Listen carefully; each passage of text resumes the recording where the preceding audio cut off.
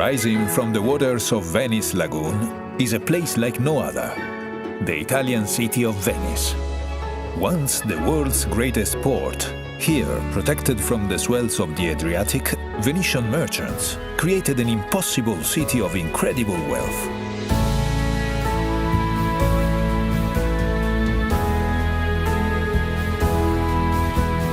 Long hailed as the most breathtaking city on earth, there is no denying that sometimes Venice can be overwhelmed with admirers. But if you take your time and treat her gently, she will reward you with moments of profound beauty and bliss.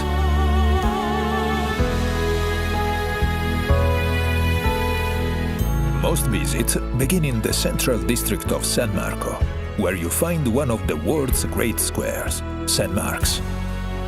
Arrive with the dawn, and the piazza will be yours to enjoy, without the crowds. St. Mark's Square is surrounded by some of the city's finest architectural jewels, but there are none greater than St. Mark's Basilica, a treasure house of holy relics, from the body of St. Mark to a lock of the Virgin Mary's hair. St. Mark was known as Mark the Lion-Hearted, and everywhere you turn in Venice, you'll see this proud symbol.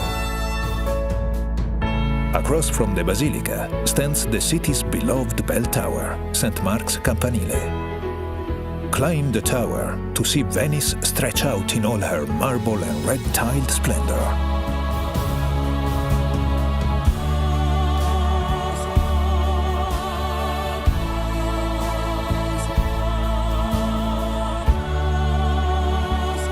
Below the tower is one of the city's great landmarks, Doge's Palace. For centuries, this Venetian Gothic masterpiece was the seat of the Republic's power and prestige. Today, its courtyards, apartments and chambers are a museum, which celebrates centuries of Venetian achievement and glory.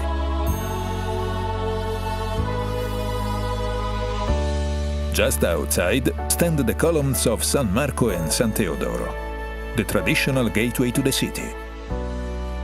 Here, under the winged lion of Venice, begin your journey along one of the world's great aquatic thoroughfares, the Grand Canal.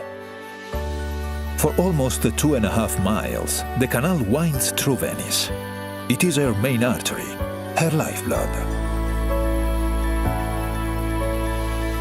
Ride the Vaporetto dell'Arte and explore the canal's treasures at your leisure. Or ride in true Venetian style by gondola, which Mark Twain once called the gentlest form of locomotion ever devised.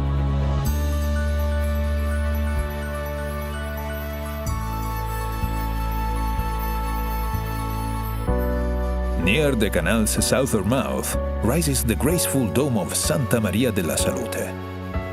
Beset by plague in the 17th century, Venice turned to the spirit of Mother Mary for deliverance. The plague lifted, and grateful Venetians raised this new church in her honor. All along the canal, elegant palazzos, once the homes of wealthy merchants, slip by as if in a dream. The timeless wake of river traffic laps at their doorsteps, just as it has for centuries. Today, many of the palazzos are home to museums and galleries. Care Zonico allows visitors to experience the opulence of 18th century Venice. While Palazzo Grassi's bold restoration and artworks are the perfect reflection of a city that cherishes its past and embraces the new.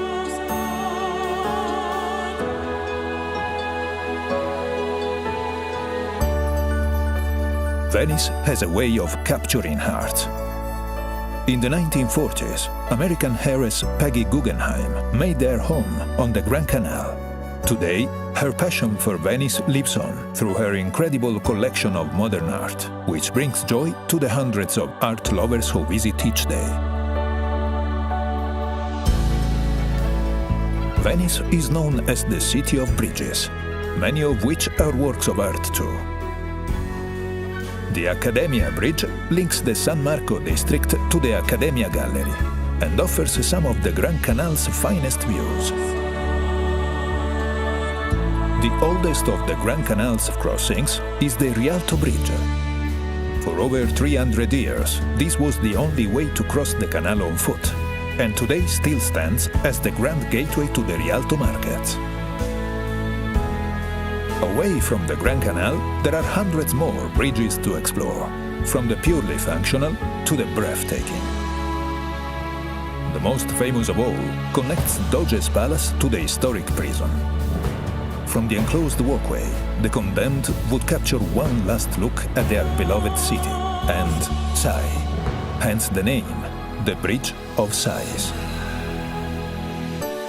Venice is a city to get lost in, so put away your map and let her surprise you.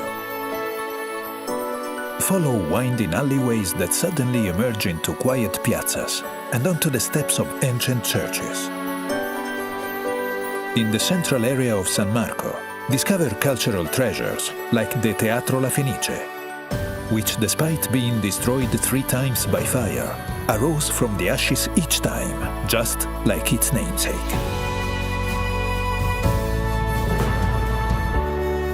The further you roam, the fewer travelers you'll see, and the more locals you'll meet. These are the places where the city surrenders its most intimate pleasures. When the city's embrace becomes too tight, there are places to catch your breath, like the waterfront promenades, or the sleepy canals and spacious piazzas of Castello.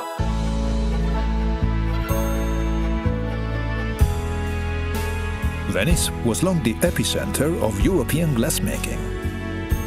Fearing an inferno, in the 13th century, Venice relocated all her glassmakers to the island of Murano.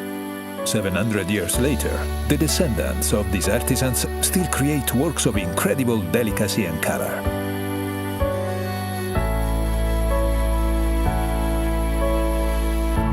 Further across the lagoon is another island famed for its color, the tiny island of Burano. Legend has it that fishermen painted their houses in distinctive colors so they could find their way home through the lagoon's fogs. While here, shop for some of the island's exquisite lace, just as Leonardo da Vinci did when he visited in 1481.